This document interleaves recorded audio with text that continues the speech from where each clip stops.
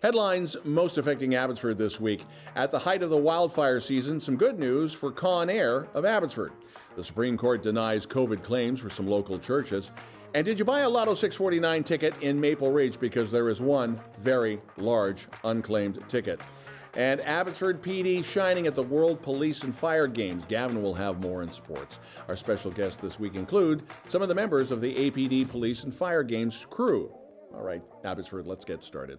Conair of Abbotsford is the largest fixed-wing fleet of firefighting aircraft in the world. They announced that they have made a purchase of 7 Dash 8-400 aircraft, and they will convert those to air tankers engineered specifically for aerial firefighting. Now, these Dash 8s were purchased in 2023 from Kirk Aviation. Originally based in Europe, they are being brought over to Canada. They'll be stored in Mississauga and then converted in Abbotsford at Conair. This will be the conversion into air tankers, and that'll be done for this winter.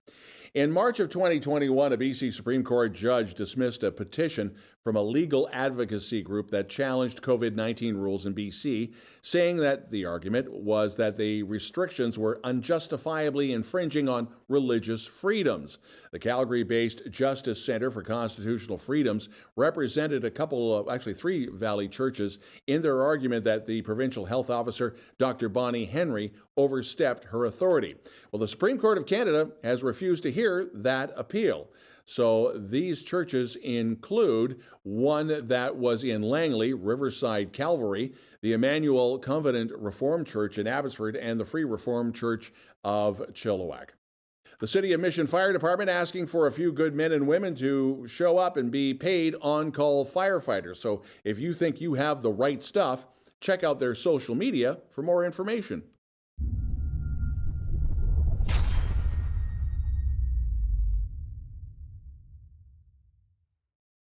The extent of Meta and their response to the Canada Online News Act has taken yet another turn. In fact, FEN Fraser Valley News was blocked on Facebook for a while, but they tweaked the algorithms and FEN is back. abbyTV and sister station Chill TV were never touched. Rebel News, the controversial website, well, they've been taken down off Facebook. But now student journalism is under attack. Kim Boland is the award-winning crime reporter for the Vancouver Sun. She also teaches journalism at Langara. So she noted that the Langara student paper has been taken off Facebook. And then, in quick succession, the UFE, the Cascade, UBC's, the UBC, and BCIT's Evolution 107 have all been blocked on Facebook.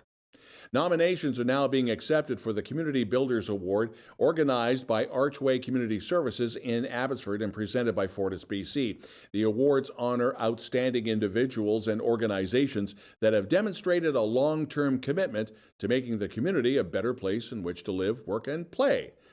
The new Emerging Community Builders category has been added to recognize those who may be younger and new to the Fraser Valley or recently started to give back. This event is going to be held, by the way, November the 2nd at the Matsqui Auditorium. Tickets will be available closer to the date.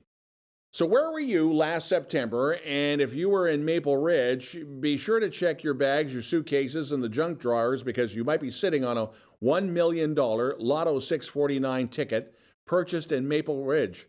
The problem is it's about to expire on September the 28th of this year.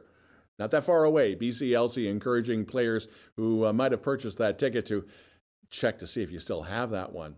Still to come, we have a ton of football to talk about in sports as well as Abbotsford Police and the World Police and Fire Games. Gavin will have more in just a few minutes.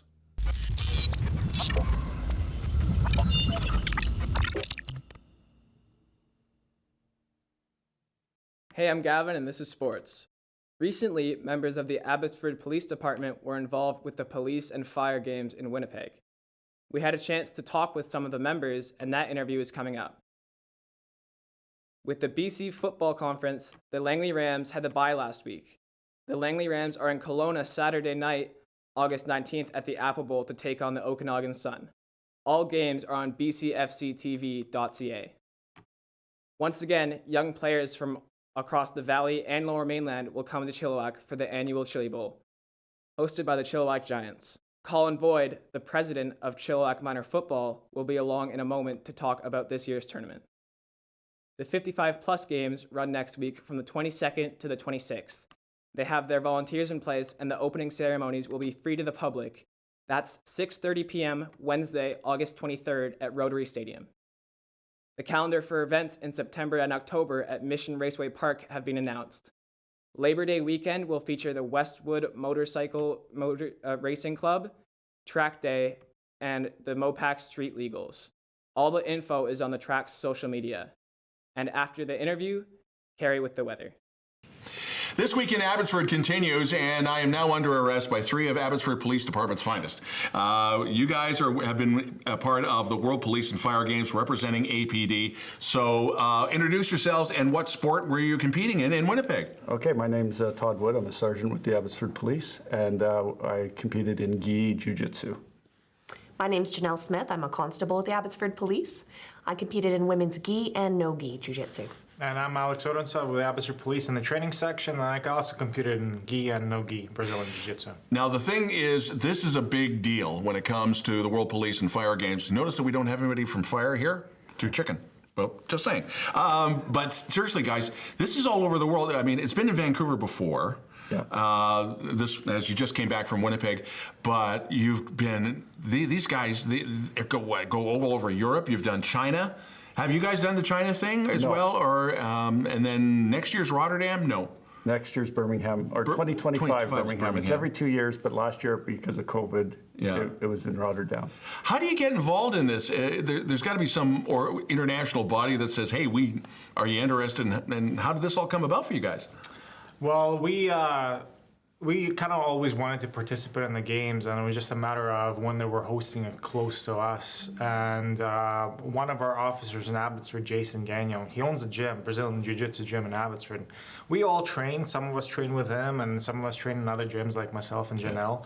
We approached him about forming a team to help us train specifically for this tournament. And he did so. Unfortunately, he couldn't be here today with us. He had a scheduling conflict. He's working. Yep. But he did a great job of preparing us for this tournament. It was a lot of hard training, very specific competition training, because Jason is very accomplished in the competitive aspect of the sport.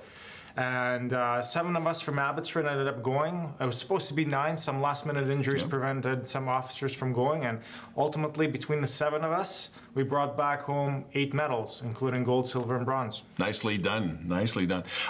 This is police and fire. Anybody locally from Abbotsford or in the Valley and Chilliwack fire departments there? Did they make it to the games as well? Or They did. Well, the 7 of us from APD went, and then we had 2 firefighters come with us. One is a Abbotsford firefighter, and the other's a Coquitlam firefighter, but they both train at the same gym as we do, so they jumped in with that. So there was 9 of us total that went. How many athletes from around the world showed up in Winnipeg for this, just to give people a scope of how big this thing is? What do you think, guys? In terms of Brazilian Jiu-Jitsu alone, there's hundreds of competitors. You're kidding. Yeah. Yes. I think they estimated 8,500 for the games, total athletes and coaches. So I guess the opening ceremonies were where the same place where the Winnipeg Blue Bombers play, or where the Jets play, I think. Oh, okay, in the arena. Yeah. Very cool. We didn't make it to the opening day because, of course, it was over 8 days, 9 days. So, and ours was right near the end. So we didn't get to see the opening ceremonies, although I saw some video and pictures of it. It looked really, really fun. In some ways, it would have been nice to be part of that. Now, is this every year or every other year? Or every other year. Every other year. Yeah. So are you guys, I assume, already gearing up for the next one? We are already starting to train for it and already starting to prepare for it. Yeah, absolutely. Any tips on not only preparing for this thing, but if somebody wants to get involved in the police and fire games, but first off, you got to become a police officer. Talk to you guys, or reach out, or should they reach out to the chief constable, or who to talk to? Yeah, so absolutely right. It's actually limited to first responders to be able to compete in the games. You don't have to be police, fire. It's also open to corrections officers, and I believe even paramedics can participate. If someone Googles World Police Fire Games, the governing or the people who started it are actually in California. Yeah. And so they have a list of everybody, like first responders. There's different categories, because in the States, there are people that are part-time cops, right? So they have all these rules and how, who is eligible and who's not, but it is open to a lot of other first responders as well. And when you were mentioning the gyms and people that have helped you out, so I guess a shout out to the gyms that, again, you mentioned at the top of the interview. Who should we promote again? Yeah, so in Abbotsford, it's Genesis Martial Arts, or Genesis Brazilian Jiu-Jitsu. Martial arts. Yeah, and you train with the Gracie Baja here in Chilliwack? Yeah, I'm out here in Chilliwack, Gracie Baja. Great stuff. My gym is in Aldergrove, actually, Kuraland Brazilian Jiu-Jitsu. A big thank you to all three of you, and again, thank you for coming in on short notice. But this is such a huge accolade, and you're watching This Week.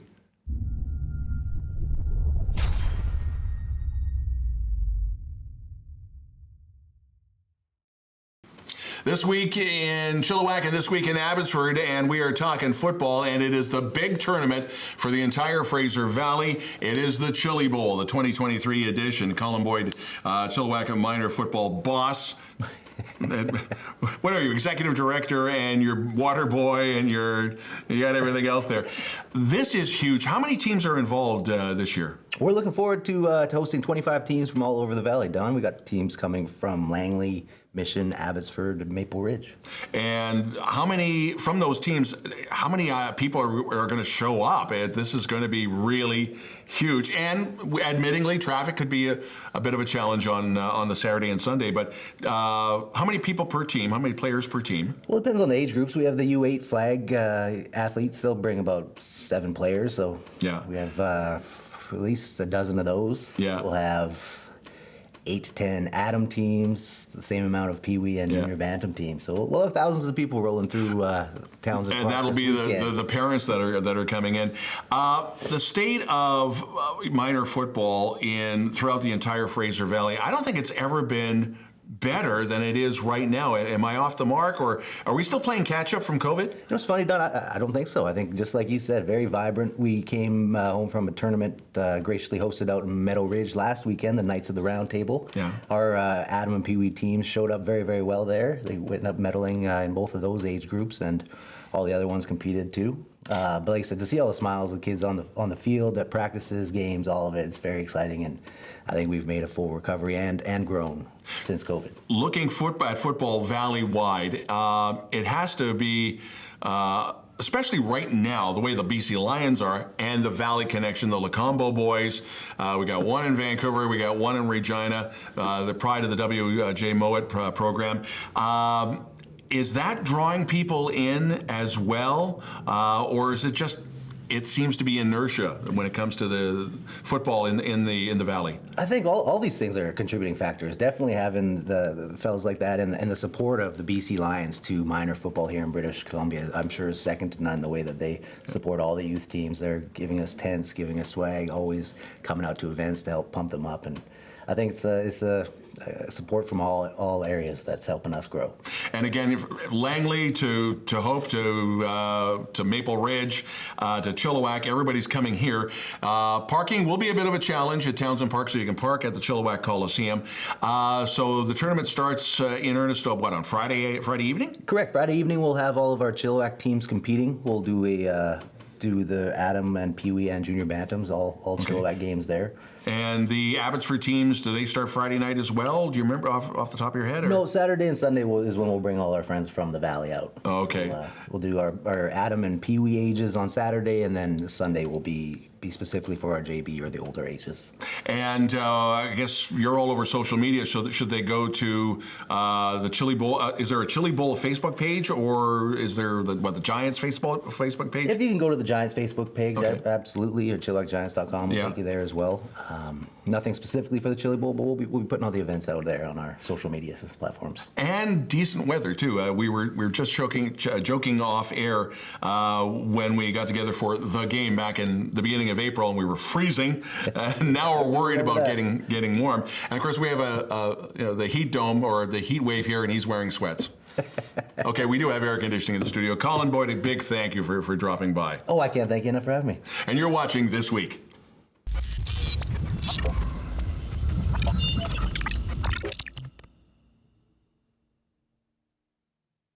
abbyTV weekend weather. So, Cari, not as hot this weekend as it was last weekend? Well, Don, maybe not a heat wave, but definitely warm weather again next week. Look at that great sun. highs up into the 30s, early 30s, and then down in the evenings to 17, which does not cool off my house. And of course, if you ever look on your phone, you'll often see a feels like temperature. And I was wondering today, what is that? So I looked it up. Feels like is when they take the actual ambient temperatures, the ones you see here, and they combine it with the humidity, moisture in the air, with the actual wind speed to get what they should tell you how warm your skin feels in the shade as an adult. I don't know why. So Dawn, if you are walking naked in the woods lately, it was going to feel like you're very, very warm, and you should stop doing that. Back to you. Thanks, Cari, and thank you for watching. If you have a local story you'd like us to report on, you can always send us a note and your pictures and video to news@chilltv.ca.